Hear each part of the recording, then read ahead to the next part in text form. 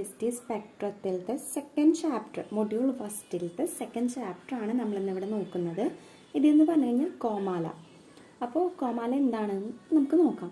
സന്തോഷ് എച്ചിക്കാനമാണ് ഈ ഒരു കോമാല എഴുതിയിട്ടുള്ളത്. അപ്പോൾ സന്തോഷ് എച്ചിക്കാനത്തിനെ പറ്റിയിട്ട് നമുക്ക് ആളുടെ പ്രൊഫൈലൊന്ന് നോക്കാം. Santhosh is a short story and screenplay writer of Kerala. He was born in 1971 at Echikanam in Kasaragod. After his graduation, he completed a postgraduate diploma in communication and journalism. He began writing stories from his college days. He writes mainly about the struggle of the common people.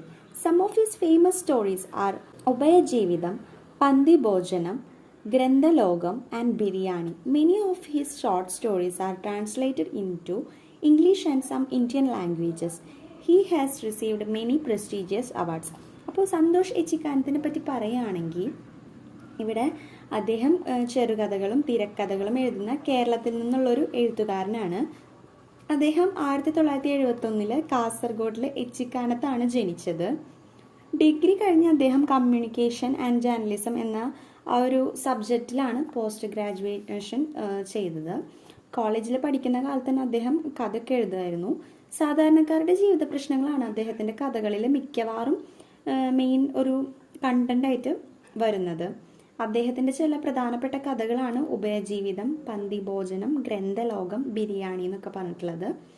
അദ്ദേഹത്തിൻ്റെ പല കഥകളും ഇംഗ്ലീഷിലേക്കും പിന്നെ മറ്റ് Indian ഭാഷകളിലേക്കൊക്കെ translate ചെയ്തിട്ടുണ്ട്. അപ്പം നമുക്ക് ഈ കോമാല എന്ന് പറഞ്ഞിട്ടുള്ള ആ ഒരു ചാപ്റ്ററിൻ്റെ സമ്മറി നോക്കാം. Komala. Kundoor Viswan is a 45-year-old man. He attracted media attention because he hung a board in front of his house saying, owing to severe debt, we will commit collective suicide at the stroke of midnight on 15th August. Kundur Vishwan is a 45-year-old man.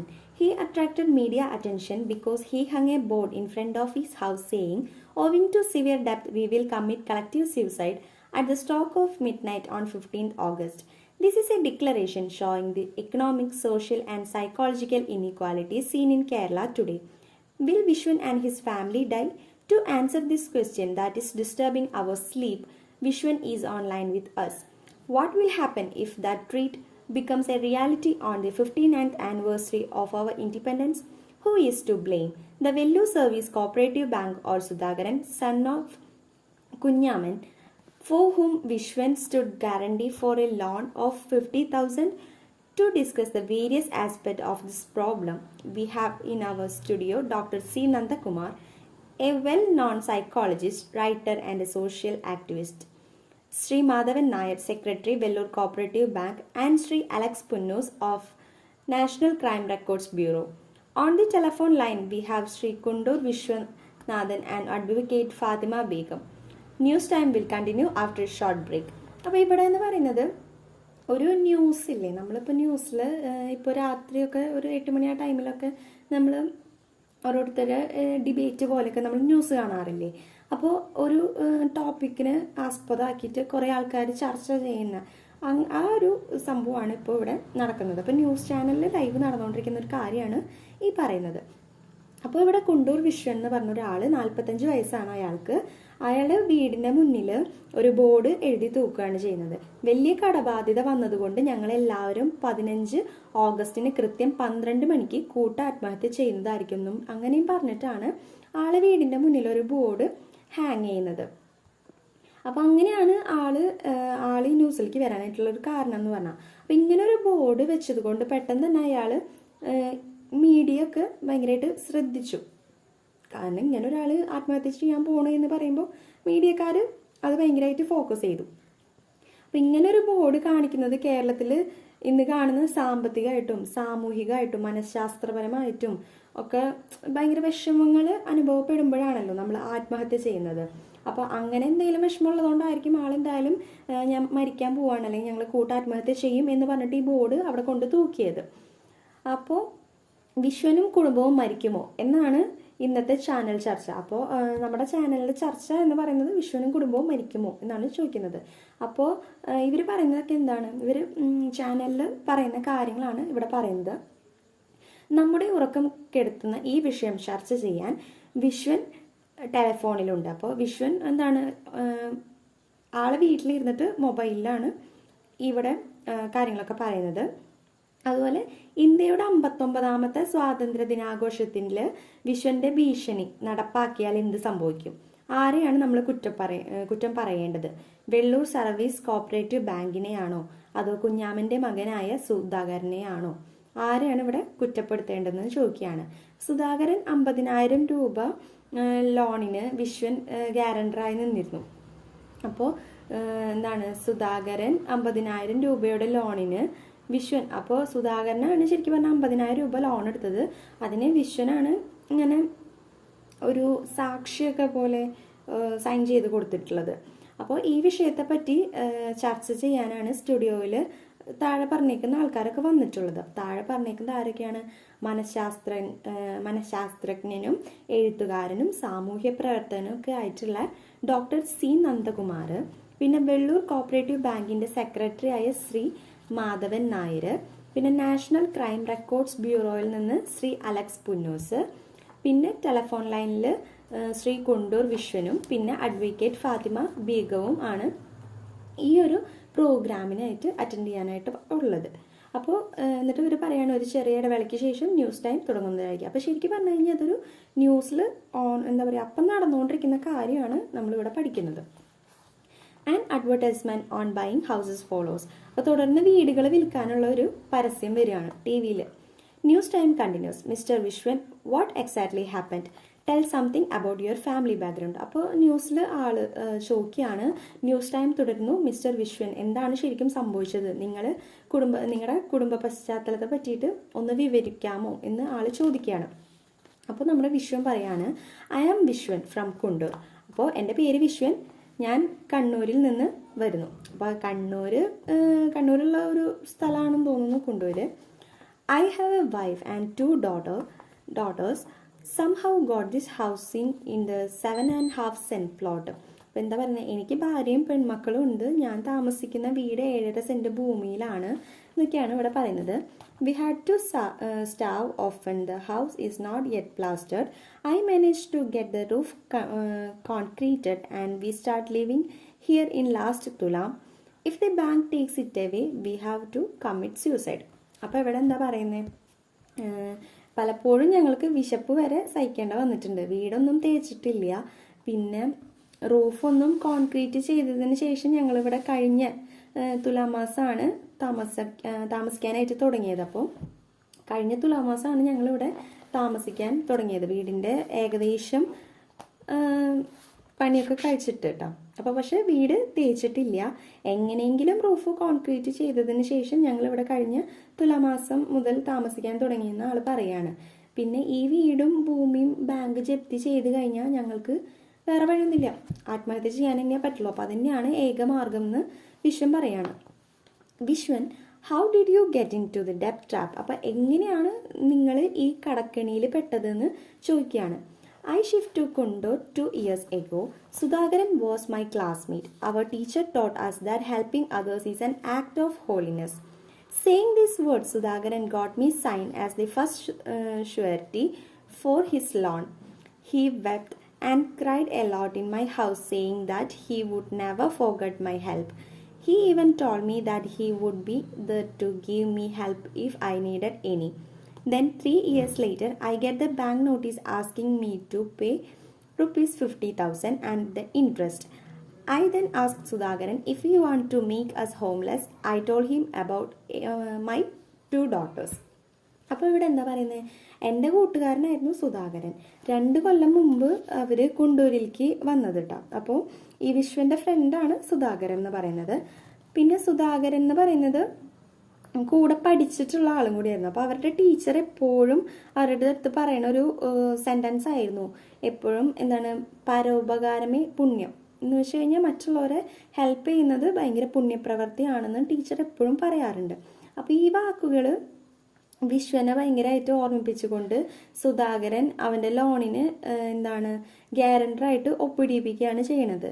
അങ്ങനെ അവൻ സുധാകരൻ്റെ ഉപകാരം ഒരിക്കലും മറക്കില്ല.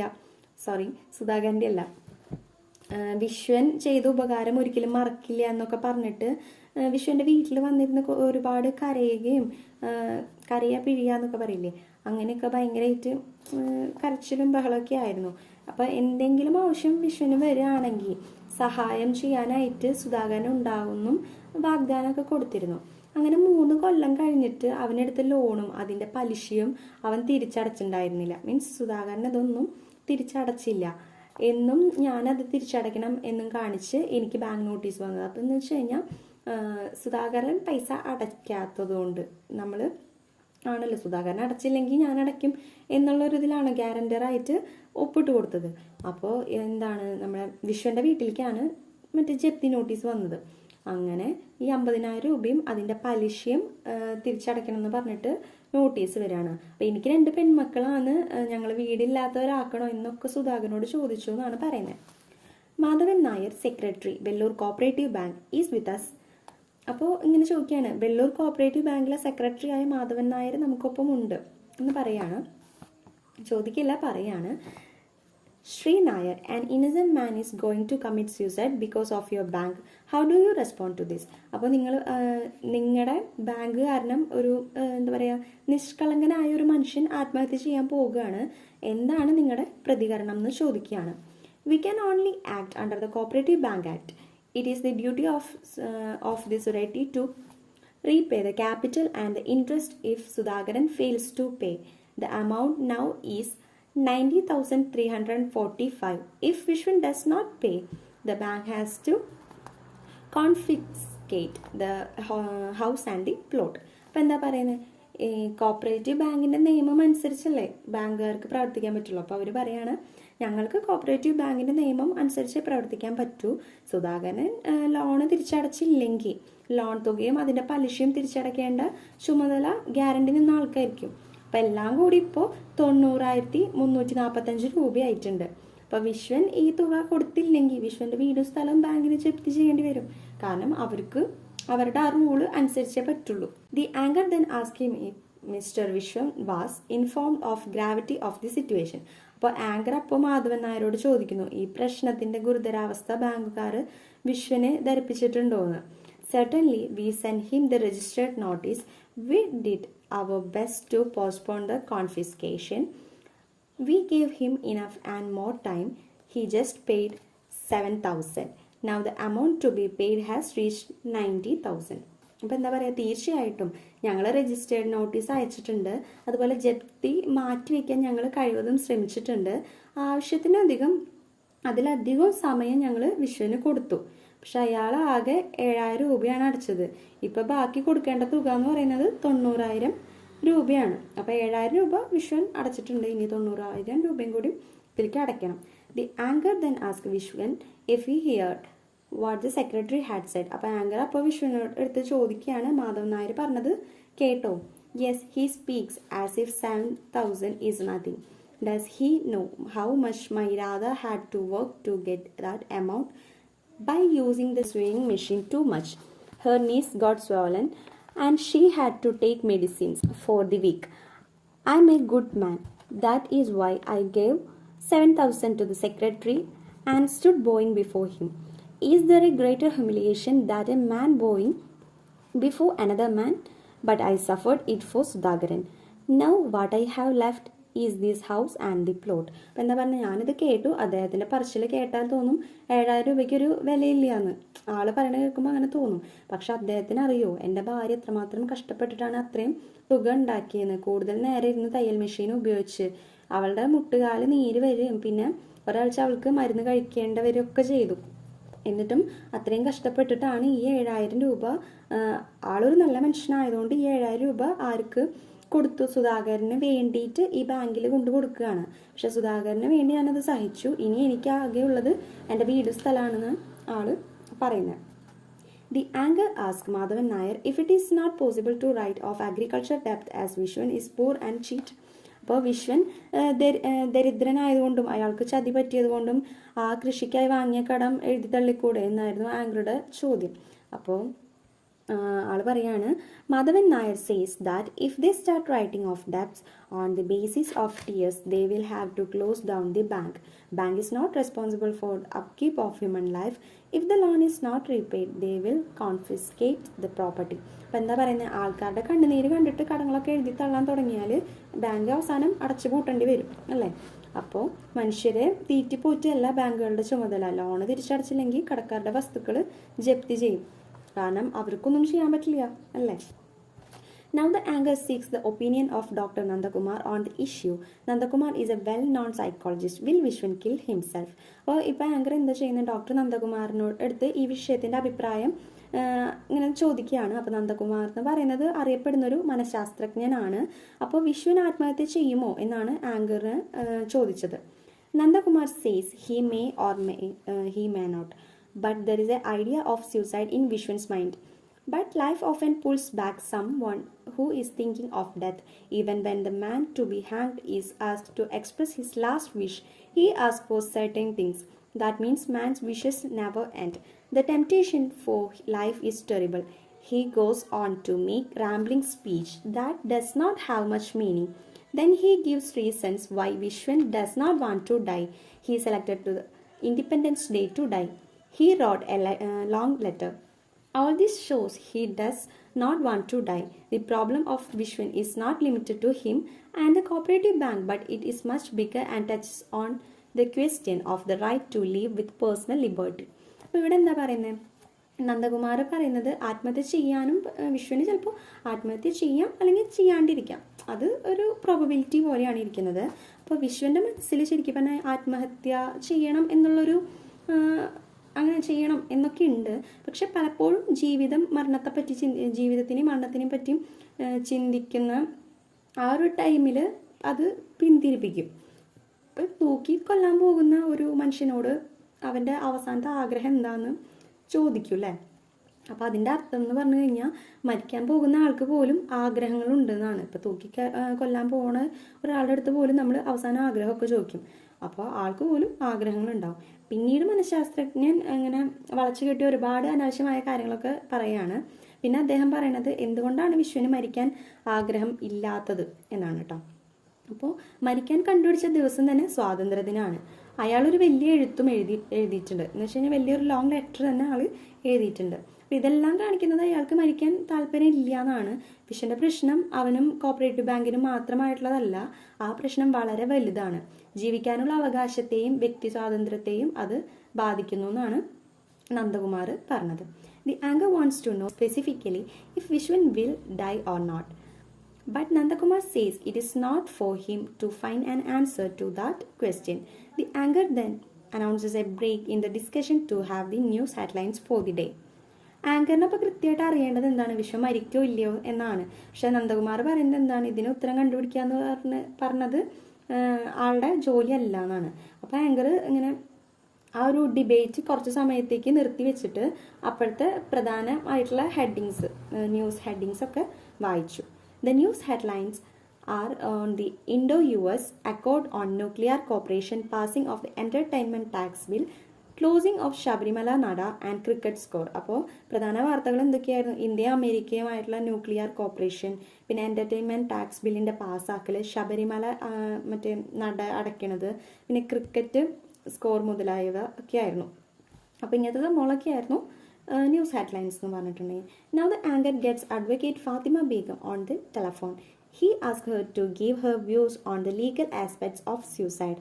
But there is a problem with the telephone line, and so he asks Sri Alex Punos on the increase of suicides in Kerala in the last few years. അപ്പോൾ എന്താ പറഞ്ഞാൽ, അപ്പോൾ അത് കഴിഞ്ഞിട്ട് ആങ്കർ ടെലഫോണിൽ അഡ്വക്കേറ്റ് ഫാത്തിമ ബീഗുമായിട്ട് സംസാരിക്കുകയാണ്. പക്ഷേ ആത്മഹത്യയുടെ നിയമവശങ്ങളെ പറ്റിയൊക്കെയാണ് അവരോട് ചോദിക്കുന്നത്. പക്ഷെ എന്താണ്, ടെലഫോൺ ലൈനിന് എന്തോ പ്രശ്നം ഉണ്ടായതുകൊണ്ട് അവർക്ക് സംസാരിക്കാനായിട്ട് പറ്റില്ല. അതുകൊണ്ട് ആങ്കർ അലക്സിൻ്റെ അടുത്ത് എന്താണ് കുറേ കാലമായിട്ട് കേരളത്തിൽ ഉണ്ടാവുന്ന ആത്മഹത്യ അങ്ങനെ വളർച്ചകളെ പറ്റിയിട്ട് ചോദിക്കുകയാണ്. Alex Puno says Kerala has the highest rate of suicide in the country. The same is case with the consumption of alcohol. 11 and 300 people committed suicide in 2004. Then he gives a ridiculous amount of survey among school children who have planned suicide. If suicide go on like this, but the next decade of Kerala will be state of the dead. It will be like Comala in the novel Pedro Paramo by Juan Rolfo. Kerala Comala, Comala Kerala. He thinks the cause for suicides are illness, death, loss of love, and frustration. In the case of Vishwan, it is not mere death, but the social circumstances that force him into death. For that, the state is responsible. അപ്പോൾ ഇതിലെന്താ പറയുന്നത്, Alex പൊന്നോസോ എന്താണ് പറയുന്നത്, രാജ്യത്തിലെ ഏറ്റവും കൂടുതൽ ആത്മഹത്യാ നിരക്ക് ഉള്ളത് എവിടെയാണ്? കേരളത്തിലാണ്. അത് മെയിനായിട്ട് പറഞ്ഞു കഴിഞ്ഞാൽ മദ്യം ഉപയോഗിക്കുന്നതാണ് മെയിനായിട്ട് വരുന്നത്. പിന്നെ 2004 തന്നെ 13,300 പേര് ആത്മഹത്യ ചെയ്തിട്ടുണ്ട്. അപ്പോൾ പിന്നെ മരിക്കാൻ തീരുമാനിച്ചിട്ടുള്ള വിദ്യാർത്ഥികളുടെ കണക്കും അവിടെ അവതരിപ്പിച്ചിട്ടുണ്ടായിരുന്നു. പിന്നെ ആത്മഹത്യകൾ ഇങ്ങനെ കൂടുകയാണെങ്കിൽ ഒരു എന്താ പറയുക, ഇനി വരുന്നൊരു ദശാബ്ദം എന്നൊക്കെ പറയില്ലേ, അപ്പോൾ ഇനിയൊരു ദശാബ്ദം കഴിയുമ്പോഴേക്കും കേരളം മരിച്ചവരുടെ ഒരു സംസ്ഥാനമായിട്ട് മാറും എന്നാണ് പറഞ്ഞത്. അപ്പോൾ മരിച്ചവരുടെ സംസ്ഥാനത്തിനെയാണ് ഇവിടെ കൊമാല എന്ന് പറയുന്നത് കേട്ടോ. അപ്പോൾ ഹ്യൂവാൻ റൂൾഫോയുടെ നോവലായ പേദ്രോ പരാമോയിലെ പട്ടണമാണ് ഈ കൊമാല എന്ന് പറയുന്നത്. അപ്പോൾ അതെന്ന് പറഞ്ഞു കഴിഞ്ഞാൽ എന്താണ്, മരിച്ചവരുടെ ഒരു സംസ്ഥാനം എന്നാണ് അവിടെ വിശേഷിപ്പിക്കുന്നത്. അപ്പോൾ അതുപോലെയാവും ഈ കൊമാല പോലെയാവും കേരളം എന്നാണ് അലക്സ് പുനോസ് പറയുന്നത്. അപ്പോൾ അദ്ദേഹത്തിൻ്റെ അഭിപ്രായത്തിൽ ആത്മഹത്യകളുടെ കാരണം എന്ന് പറയുന്നത് അസുഖം, കടബാധ്യത, പിന്നെ പ്രണയ നൈരാശ്യം, നിരാശ, അതൊക്കെയാണ്. പിന്നെ വിശ്വന്റെ കാര്യത്തിൽ നോക്കുകയെന്ന് വെച്ചാൽ കടബാധ്യത മാത്രമല്ല, കടത്തിലേക്ക് തള്ളിവിടുന്ന ആ ഒരു സാമൂഹ്യ പരിസ്ഥിതികളും പിന്നെ അതൊക്കെയാണ് ശരിക്കും പറഞ്ഞു കഴിഞ്ഞാൽ കുറ്റക്കാരാവണത്. പിന്നെ ഗവൺമെന്റിനും ഇക്കാര്യത്തിൽ ബാധ്യതയുണ്ടെന്നാണ് ഇവിടെ പറയുന്നത്. The anger has now got advocate Fatima Begum on the line. He asked her about the legal aspect of suicide. She says that Section 309 of IPC makes the attempt to commit suicide an offence. It can get up to 10 years in prison. Persuading one to commit suicide is also an offence. If Vishwan and his family fail in their attempt to commit suicide, Vishwan will be charged on both the counts, attempted suicide and prompted others for it. അപ്പോൾ advocate Fathima ബീഗത്തിന് ടെലഫോണിൽ കിട്ടുകയാണ്.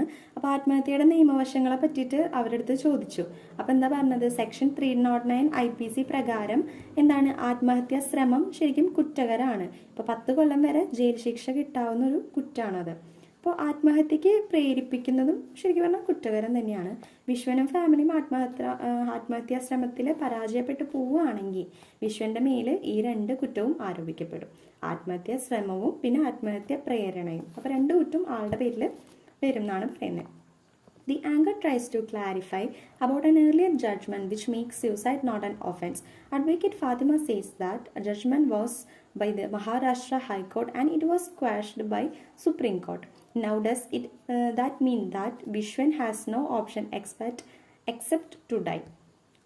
The advocate says that if he fails in the attempt, Vishwan will be punished. അപ്പോൾ എന്താ പറയുക, ആത്മഹത്യ ശരിക്കും പറഞ്ഞു കഴിഞ്ഞാൽ കുറ്റകരമല്ല എന്നുള്ളൊരു നേരത്തെ ഒരു വിധിയെ പറ്റി ആങ്കർ ചോദിക്കുകയാണ്. ആത്മഹത്യ കുറ്റകരമല്ല എന്ന് നേരത്തെ ഒരു വിധി ഉണ്ടായിരുന്നു, അതിനെ പറ്റിയിട്ട് ആങ്കർ ചോദിക്കുകയാണ്. അപ്പോൾ ഫാത്തിമ എന്താ പറയുന്നത്, ആ വിധി ന്യായമാണ്, മഹാരാഷ്ട്ര ഹൈക്കോർട്ടിൻ്റെ ആയിരുന്നു, സുപ്രീം കോർട്ട് എന്താണ് ആ വിധി മാറ്റി. അപ്പോൾ ആങ്കർ ചോദിക്കുകയാണ് വിശ്വന് മരിക്കാതിരിക്കാൻ പറ്റില്ലേ എന്ന്. അപ്പോൾ അഡ്വക്കേറ്റ് പറയുന്നത് എന്താ, ആത്മഹത്യക്ക് പരാജയപ്പെട്ടാൽ വിശ്വനെ ശിക്ഷിക്കുമെന്നാണ് പറയുന്നത്. Now the anger calls Vishwan. He asks him to give his reactions briefly as the news time is about to finish. Vishwan says he is not very educated and he can't express properly what is in his mind. He and his family are in between death and confiscation. He has suffered a lot for the last 45 years. He wants to say some things to the people who plan to surety for others. In this world, each one is alone. There is a proverb which means that even if you throw away something into the river, measure it before throwing it.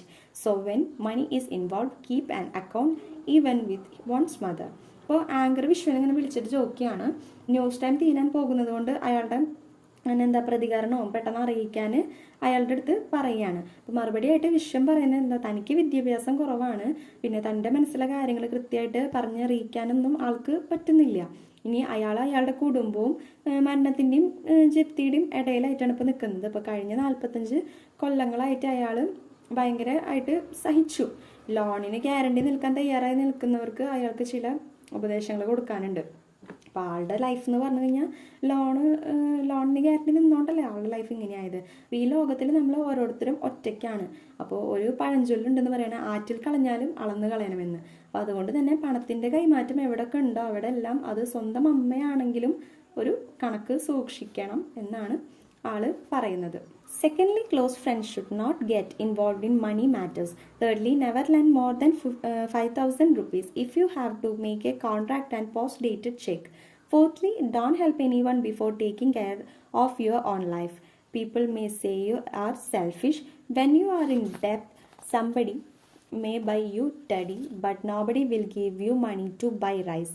The anger reminds Vishwan of the time. Vishwan says he wants to add one thing more. He says if a friend comes to you wishing you lots of love and other promises, ask him to lend you some money. You will see that he will disappear fast. Now the anger concludes by thanking all the participants in the discussion. Then he asks a question, is suicide by Vishwan Kundur inevitable? There will be an opinion poll. He then gives different phone numbers for people to take part in the opinion Paul. അപ്പോൾ ആളെന്താ പറഞ്ഞത്, രണ്ടാമതായിട്ട് ആൾ പറഞ്ഞത് ഭയങ്കര അടുത്ത കൂട്ടുകാർ തമ്മിലും പണത്തിൻ്റെ ഇടപാടുകളൊക്കെ ഉണ്ടാവരുത്, നടത്തരുത്. പിന്നെ പറഞ്ഞത് 5000 രൂപയിലും കൂടുതലും ആർക്കും കടം കൊടുക്കരുത്. അഥവാ കൊടുക്കുകയാണെങ്കിൽ തന്നെ ഒരു കോൺട്രാക്റ്റ് ഒപ്പിടിച്ചിട്ട് അല്ലെങ്കിൽ പോസ്റ്റ് ഡേറ്റ് ചെക്ക് വാങ്ങിക്കൊണ്ടൊക്കെ കൊടുക്കണം. പിന്നെ നാലാമതായിട്ട് ആൾ പറഞ്ഞത് അവനവൻ്റെ കാര്യം നോക്കുന്നതിന് മുന്നേ മറ്റുള്ളവരെ സഹായിക്കാനായിട്ട് പോവരുത്. ഇപ്പോൾ നിങ്ങൾ സ്വന്തം കാര്യം മാത്രം നോക്കുന്നവരാണെന്ന് മറ്റുള്ളവരൊക്കെ പറയാം. പക്ഷെ നിങ്ങൾ ഒരു ടൈമിൽ കടത്തിലാണെങ്കിൽ ചിലർ നിങ്ങൾക്ക് മദ്യം വാങ്ങിത്തരും, പക്ഷെ ആരും നമുക്ക് അരി വാങ്ങിക്കാനുള്ള കാശ് തരില്ല. അപ്പോൾ ആങ്കർ വിശ്വനെ സമയത്തെ പറ്റി ഇങ്ങനെ ഓർമ്മിപ്പിക്കുന്നുണ്ട്. അപ്പോൾ വിശ്വൻ പറയുന്നുണ്ട്, ഒരു കാര്യം കൂടി എനിക്ക് പറയാനുള്ളൂ എന്ന് പറയുന്നുണ്ട്. ഒരു കൂട്ടുകാരൻ നിങ്ങളുടെ അടുത്ത് വന്നിട്ട് നിങ്ങളോട് ഒരുപാട് സ്നേഹമുണ്ടെന്ന് പറയുകയാണ്, പിന്നെ കുറേ വാഗ്ദാനങ്ങളൊക്കെ നിങ്ങൾക്ക് നൽകുകയാണെന്നുണ്ടെങ്കിൽ നിങ്ങൾ അയാളോട് കുറച്ച് പണം കടം ചോദിക്കുക. അപ്പം അറിയാം അയാളുടെ പെട്ടെന്നുള്ള അയാളുടെ മനസ്സിലെ മാറ്റങ്ങളും പിന്നെ അവിടെ നിന്ന് കാണാണ്ട് തന്നെ ആവും. അപ്പം ആങ്കർ സംവാദത്തിൽ പങ്കെടുത്ത എല്ലാവർക്കും നന്ദി പറയാണ്. എന്നിട്ട് അയാൾ ഒരു ചോദ്യം ചോദിച്ചു, വിശ്വൻ്റെ ആത്മഹത്യ അനിവാര്യമാണോ? ഒരു അഭിപ്രായം വോട്ടെടുപ്പ് ഉണ്ടായിരിക്കും. അഭിപ്രായ വോട്ടിൽ പങ്കെടുക്കാനായിട്ട് ആങ്കർ എന്ത് ചെയ്തു, കുറേ ടെലിഫോൺ നമ്പേഴ്സൊക്കെ കൊടുക്കുകയാണ്. Vishwan is eager to hear the opinion of the viewers. He goes to the reading room where there is public television. He finds a greater crowd there. Nobody asked him about the televised discussion of the previous day. They were more worried about the cyclone that was getting stronger in the Bay of Bengal. എന്താ പറഞ്ഞാൽ പിറ്റേ ദിവസം പ്രേക്ഷകരുടെ അഭിപ്രായം അറിയാനൊക്കെ വിശ്വന് ഇങ്ങനെ അറിയണം എന്ന് ഭയങ്കര താല്പര്യമൊക്കെ ഉണ്ട്. അയാൾ എന്നിട്ട് ടെലിവിഷനും ഒരു എന്താ പറയുക ടെലിവിഷനുള്ള ഒരു വായനശാലയിലേക്ക് പോവുകയാണ്. അപ്പോൾ വലിയൊരു ജനക്കൂട്ടം തന്നെ അവിടെ ഉണ്ട്.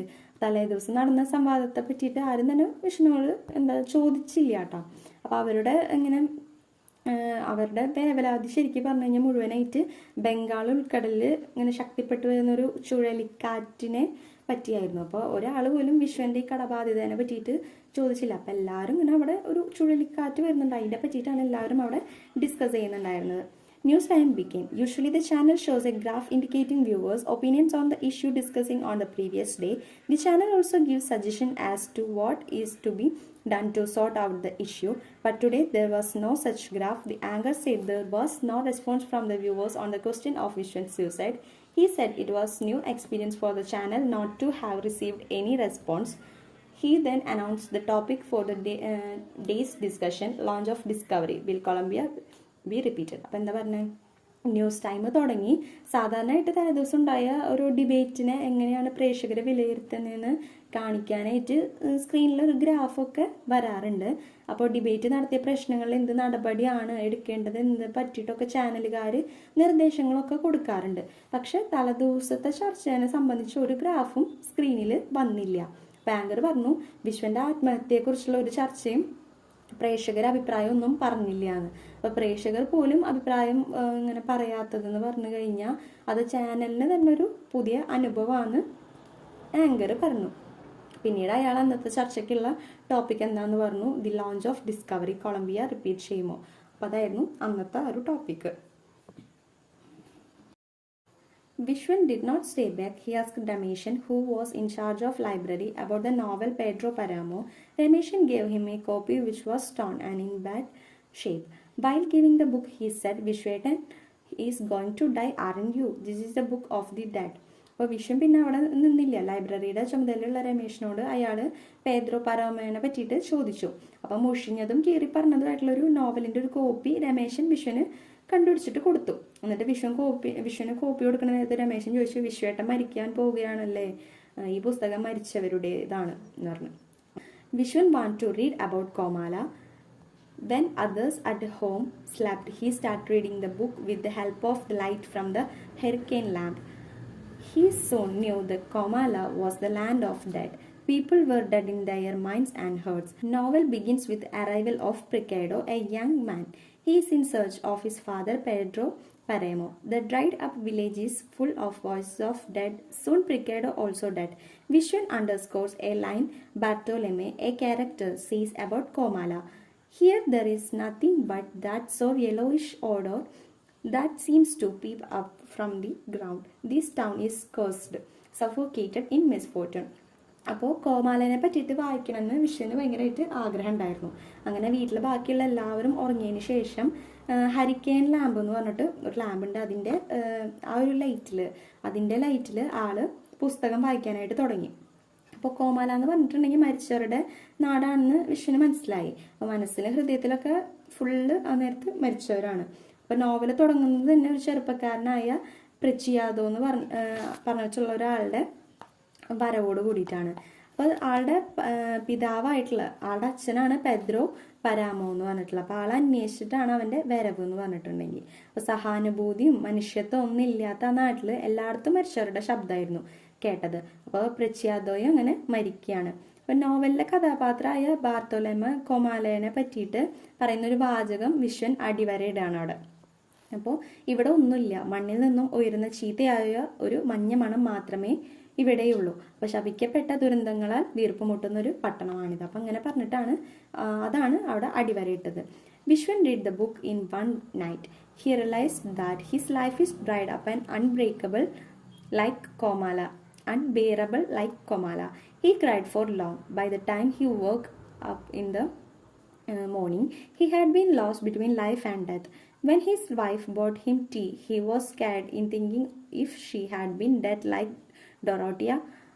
The cyclone had scattered the yard with cloud leaves. Vishwan wanted to find Sudhakaran. His wife told him that he would never find him. അപ്പോൾ ഒറ്റ രാത്രി കൊണ്ട് വിശ്വൻ പുസ്തകം മുഴുവനായിട്ട് വായിച്ചു തീർത്തു. അങ്ങനെ ആളുടെ ജീവിതവും ഇങ്ങനെ എന്താ പറയുക ചുക്കിച്ചുണങ്ങി അങ്ങനെയൊക്കെ പറയില്ലേ, അങ്ങനെ കോമാലയുടെ പോലെ അസഹനീയമായിട്ട് ഇങ്ങനെ മാറി എന്ന് വിശ്വന് മനസ്സിലാവുകയാണ്. അപ്പോൾ കുറേ നേരം അയാൾ കിടന്ന് കരഞ്ഞു. കാലത്ത് എഴുന്നേൽക്കുന്നതിന് മുമ്പ് ജീവിതത്തിന് മരണത്തിനിടയിലേക്കുള്ള എങ്ങോ ഒക്കെ ഓടി നടക്കുകയായിരുന്നു ആള്. അപ്പോൾ ആളുടെ മനസ്സെന്ന് പറഞ്ഞു കഴിഞ്ഞാൽ ജീവിതത്തിന് മരണത്തിൻ്റെ ഇടയിൽ ഇങ്ങനെ കിടന്ന് ഓടി നടക്കുകയായിരുന്നു. അപ്പോൾ ആളുടെ ഭാര്യ ആൾക്ക് ചായ കൊണ്ടുവന്നപ്പോൾ ആൾ വായിച്ചിട്ടുള്ള നോവലിൻ്റെ കഥാപാത്രത്തിലെ ഡൊറോത്തിയെ പോലെ മരിച്ചവളാണ് അവൾ ഇന്ന് ഇങ്ങനെ ഓർത്ത് അയാളൊന്ന് പേടിച്ചു. അപ്പോൾ ഇനി ചുഴലിക്കാറ്റിൽ കരയാമ്പൂച്ചെടിയിലെ ഇലകൾ വീണ് മുറ്റത്ത് ചിതറിക്കെടുക്കുന്നുണ്ടായിരുന്നു. അങ്ങനെ വിശ്വന് സുധാകരനെ കണ്ടുപിടിക്കണം എന്ന് ആളിങ്ങനെ വിചാരിക്കുകയാണ്. പക്ഷെ രാധ എന്നാണ് കേട്ടോ ആളുടെ വൈഫിൻ്റെ പേര്. അപ്പോൾ രാധ പറഞ്ഞു സുധാകരനെ ഒരിക്കലും അവന് കാണാൻ പറ്റില്ല എന്ന്. അങ്ങനെ Viswan said, there is still a week to go for 15th August, maybe because I had decided to die. I feel very bored. Let me go out hoping to meet Sudhakaran. This word moves on hope. അപ്പം എന്താ പറഞ്ഞ രാധയ്ക്കുള്ള മറുപടി വിശ്വം കൊടുക്കുകയാണ്. August 15 ആകാൻ ഇനിയും കുറച്ച് സമയമുണ്ട്. അപ്പോൾ മരിക്കാൻ തീരുമാനിച്ചത് കൊണ്ടായിരിക്കണം എനിക്ക് ഭയങ്കര ബോറിംഗ് ആയിട്ട് അനുഭവപ്പെടുകയാണ്. അപ്പോൾ സുധാകരനെ കാണാൻ പറ്റുമോ എന്ന് ഞാനൊന്ന് പുറത്തു പോയിട്ട് ഒന്ന് പരിശ്രമിക്കട്ടെ. എന്താ പറയുക, ആശകളുടെ പുറത്താണല്ലോ ലോകം നീങ്ങുന്നത്. അങ്ങനെ ആള് പറഞ്ഞു. His wife felt that Vishwan had changed completely overnight. The suicide board was not straight. He strained it. He then told his wife not to worry as he will be back in the time for their death. Vishwan wondered here and there looking for Sudhakaran. He asked many people about him. They were also cheated by others. എന്താ പറഞ്ഞാൽ വിശ്വന്റെ ഭാര്യയ്ക്ക് തോന്നി ഒറ്റ രാത്രി കൊണ്ട് വിശ്വൻ തീർത്തും മാറിപ്പോയോ അങ്ങനെ ഒരു തോന്നൽ വന്ന്. അപ്പൊ കാറ്റിലെ ആത്മഹത്യാ ബോർഡ് എന്താണ് ചെരിഞ്ഞു പോയിട്ടുണ്ടായിരുന്നു. അങ്ങനെ വിശ്വൻ അതിനെ പിടിച്ചിട്ട് നേരെയാക്കി. എന്നിട്ട് വിശ്വൻ ഭാര്യയുടെ അടുത്ത് ഇങ്ങനെ പറയാണ്, നീ പേടിക്കൊന്നും വേണ്ട, അവര് മരിക്കണ ദിവസം എന്തായാലും മരിക്കണ ദിവസം ആകുമ്പോഴേക്കും ഞാൻ തിരിച്ചു വരും. അങ്ങനെ വിശ്വൻ വീട്ടിൽ നിന്നും പോയിട്ട് സുധാകരനെ അവിടെ അന്വേഷിക്കുകയാണ്. ആള് എന്താ പറയാ കുറേ ആൾക്കാരുടെ അടുത്ത് സുധാകരനെ പറ്റി ചോദിച്ചു. പക്ഷെ എല്ലാവരെയും ഒട്ടുമിക്ക കുറേ പേരും ഈ സുധാകരൻ എന്താ പറയാ പറ്റിച്ചിട്ട് പോയതായിരുന്നു. On the 5th night of the journey, Vishwan stood on the national highway trying to wave down some trucks. From his long journey, he was muddy. He stood at the junction with many buildings, but only a tattkada was open. Many people were there. The only noise was for the stove under the samovar. The people were keeping plates in their hands, trying to get the meat frying in the oil. Vishwan thought that the people of Comala were also like this. He imagined some characters like Abondio and Donna Edwin just from the novel he read. എന്താ പറഞ്ഞാൽ യാത്ര ചെയ്തിട്ട് 5ാമത്തെ രാത്രി ആയപ്പോൾ Viswan national ഹൈവേയിൽ നിന്നുകൊണ്ട് ഇങ്ങനെ ട്രക്കുകളൊക്കെ നിർത്തി ഒരു റൈഡിന് വേണ്ടിയിട്ട് നോക്കുകയാണ്. പക്ഷെ കുറേ യാത്ര ചെയ്തിട്ട് മുഷിഞ്ഞ വേഷത്തിലായിരുന്നു ആളുണ്ടായിരുന്നത്. കുറേ കെട്ടിടങ്ങളും ജംഗ്ഷനിലൊക്കെയാണ് ആൾ നിന്നിരുന്നത്. പക്ഷെ അവിടെ ഒരു തട്ടുകട മാത്രമേ തുറന്നിട്ടുണ്ടായിരുന്നുള്ളൂ. അപ്പോൾ അതിന് ചുറ്റും കുറേ ആൾക്കാർ ഇങ്ങനെ ഉണ്ടായിരുന്നു. അപ്പോൾ അവിടെയുള്ള ആകെ ശബ്ദം എന്ന് പറഞ്ഞിട്ടുണ്ടെങ്കിൽ സമോവർ ചൂടാക്കാൻ വെച്ചിരിക്കുന്ന സ്റ്റവിൽ നിന്നുള്ള ഒരു ചെറിയൊരു മൂളൽ മാത്രമായിരുന്നു. അപ്പം എണ്ണയിൽ വേവുന്ന ഇറച്ചി കഷ്ണങ്ങൾക്കായിട്ട് ആൾക്കാർ ഇങ്ങനെ കയ്യിൽ പ്ലേറ്റും പിടിച്ച് നിൽക്കുമായിരുന്നു അവിടെ. അപ്പോൾ കൊമാലയിലുള്ള ആൾക്കാർ ഇത്തരക്കാരായിരിക്കുമെന്ന് വിശ്വൻ ഇങ്ങനെ ആലോചിക്കുകയാണ്. അപ്പം നോവലിലെ കഥാപാത്രങ്ങളായ അഗുണ്ടിയോ പിന്നെ ഡോണ എഡുവിഗസ് അവരെയൊക്കെ വിശ്വൻ ഇങ്ങനെ ഓർത്തു. Vishen was very hungry. He had only some coins in his pocket. He got a black tea. The moment he put his lips to the glass, he heard the screeching of brakes. The wheel of crushed motorbike rotated in the mud and stopped. Vishen did not feel any shock. In his earlier days, he would have kept his coffee glass away and rush to rescue the motorist. അപ്പം എന്താ പറയുക, വിഷന് ഭയങ്കരമായിട്ട് വിശപ്പുണ്ടായിരുന്നു.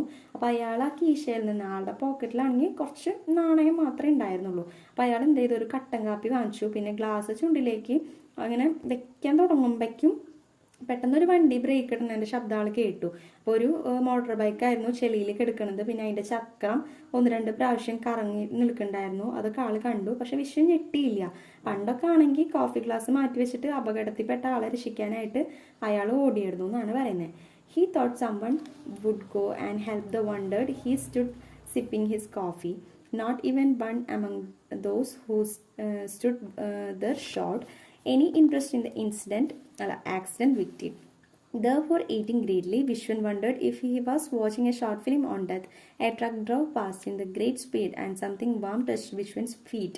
It was blood. അപ്പം എന്താ പറഞ്ഞേ, അവിടെ കൂടെ നിന്നിരുന്ന ആരെങ്കിലും സഹായത്തിന് പോകുന്നൊക്കെ അയാൾ വിചാരിച്ചു. പക്ഷേ കാപ്പി ഇങ്ങനെ കുടിച്ചുകൊണ്ട് അയാൾ അവിടെ തന്നെ നിന്നു. അവിടെ ഉണ്ടായിരുന്ന ഒരാൾ പോലും അപകടത്തിൽപ്പെട്ട ആളെ സഹായിക്കണം എന്ന് വിചാരിച്ചിട്ട് നിന്നില്ല. മീൻസ് അങ്ങനെ സഹായിക്കണമെന്ന് പോലും ഒരാളും ഓർത്തില്ല. അവരെല്ലാവരും ഇങ്ങനെ ഭയങ്കര ആർത്തിയോട് തിന്നായിരുന്നു. മരണത്തെ പറ്റിയിട്ട് ശരിക്കും ഒരു ഷോർട്ട് ഫിലിം കാണുന്നൊരു ഫീലായിരുന്നു വിശ്വൻ ആ സമയത്ത് ഉണ്ടായിരുന്നത്. ഒരു ട്രക്ക് ചീറി പാഞ്ഞ് അതിലെ പോയി. പിന്നെ വിശ്വന്റെ കാലിൽ ചെറിയ ചൂട് തോന്നി. അതെന്തായിരുന്നു, ചോരയായിരുന്നു. He ran up to the young man and pulled him heavy body out of the blood. He asked the passing vehicles to stop and help. The man who ran the Tattkada shut his shop. He said that such sights were common there. He could organize a vehicle up to Medical College Hospital, but Vishwan has to pay the fare. He would not accompany Vishwan to the hospital. He wheeled his shop away and disappeared in the darkness. അപ്പം എന്താ പറഞ്ഞാൽ, അപകടത്തിൽപ്പെട്ട ചെറുപ്പക്കാരൻ്റെ അടുത്തേക്ക് അയാൾ ഓടിയെത്തി. എന്നിട്ട് ചോരയിൽ കുളിച്ച് കിടക്കുന്ന ആളെ ഇങ്ങനെ ചോരയിൽ നിന്നും വലിച്ചു മാറ്റി. എന്നിട്ട് അവന് നല്ല ഭാരം ഉണ്ടായിരുന്നു. വിശ്വൻ അതിലെ പോകുന്ന വണ്ടിക്കാരോട് ഇങ്ങനെ സഹായമൊക്കെ ചോദിച്ചു. പക്ഷെ ആരും നിർത്തിയില്ല. തട്ടുകടക്കാരൻ കടടച്ചു. എന്നിട്ട് അയാൾ പറഞ്ഞു, അത്തരം കാഴ്ചകളൊക്കെ ഇവിടെ സാധാരണയാണ്. അയാൾ എന്നിട്ട് മെഡിക്കൽ കോളേജ് ഹോസ്പിറ്റലിലേക്ക് പോകാനൊരു വണ്ടിയൊക്കെ ശരിയാക്കി കൊടുത്തു. പക്ഷെ വാടക വിശ്വൻ കൊടുക്കണം. അയാൾ എന്ന് വെച്ചാൽ വിശ്വൻ്റെ കൂടെ ആശുപത്രിക്ക് പോയില്ല. അയാൾ തൻ്റെ തട്ടുകടയും തള്ളിക്കൊണ്ട് ഇരുട്ടിലേക്ക് മറിഞ്ഞു. അപ്പോൾ ഇതാണ് പറയുന്നത്. A jeep arrived. The driver refused to touch the twisted body of the young man. Vishwan thought that it was really Comala. A middle-aged man came running. He had a bag in his armpit. He said he would go with Vishwan. Vishwan then felt there are still some places in Comala that are still not completely dried up. The man got into the jeep and sat down. അപ്പം എന്താ പറഞ്ഞാൽ ഒരു jeep വന്നു. എന്നിട്ട് അപകടത്തിൽ പെട്ട ചെറുപ്പക്കാരന് ഇങ്ങനെ ഒടിഞ്ഞു നുറങ്ങിയ ശരീരം തൊടാൻ പോലും ഡ്രൈവർ തയ്യാറായിരുന്നില്ല. അപ്പോൾ താൻ ശരിക്കും കൊമാലയിലാണെന്ന് വിശ്വന് തോന്നി. അങ്ങനെ ഒരു മധ്യവയസ്കനെ ഓടിയെത്തിയിട്ട് എന്താണ് അയാളുടെ കഷത്തിലൊരു ബാഗ് ഉണ്ടായിരുന്നു. പിന്നെ വിശ്വന്റെ കൂടെ പോവാന്ന് അയാൾ പറഞ്ഞു. അങ്ങനെ വിശ്വന് തോന്നി കൊമാലയിൽ ഇപ്പോഴും തീർത്തും ഉണങ്ങാത്ത ചില സ്ഥലങ്ങളൊക്കെ ഉണ്ട്.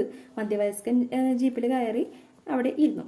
All along the way, the middle-aged man spoke about the circumstances leading to the accident. He told the address of the victim. He also got acquainted with Vishwan. He had watched the news time, but he was not worried whether Vishwan should live or die. The victim was trying hard to breathe. Vishwan pressed on his chest. He rubbed his feet warm. The victim wanted to say something. Suddenly, the middle-aged man asked the driver to stop and he had to get down.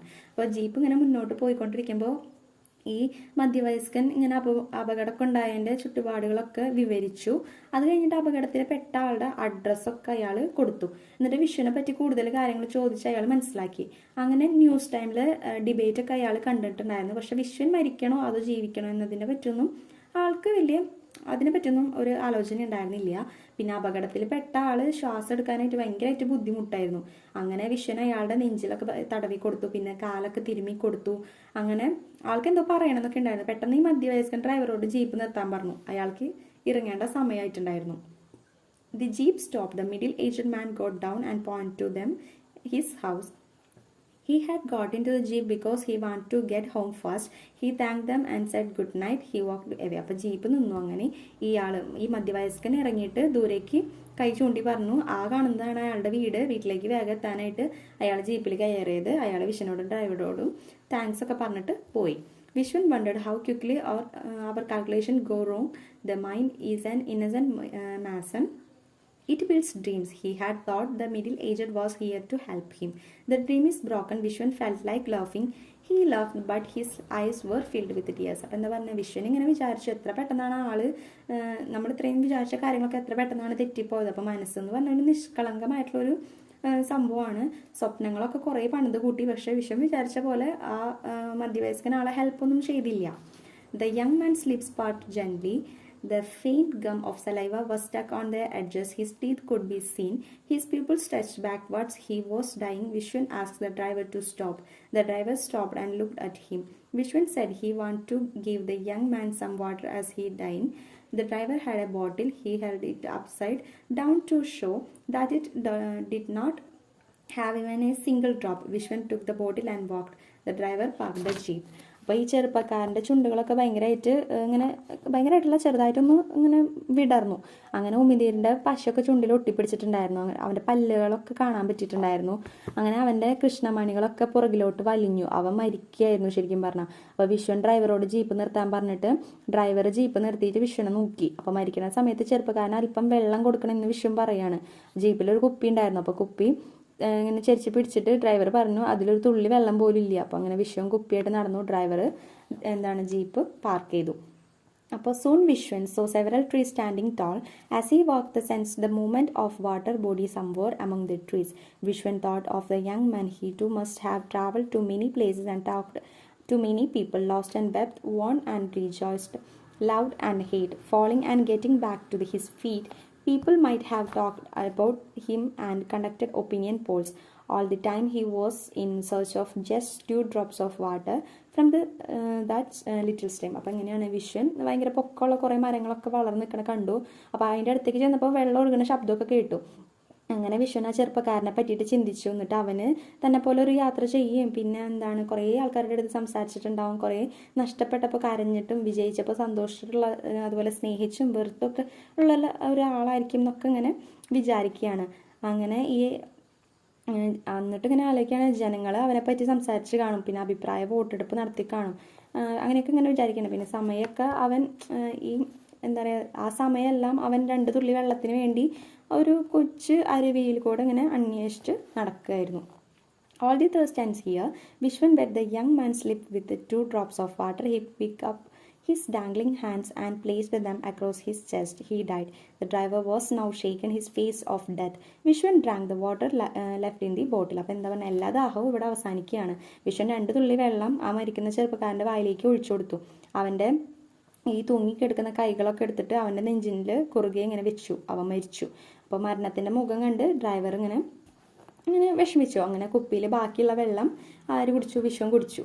If you think of it, every human being a debtor, he thought, my debt was 2 drops of water. I have repaid it.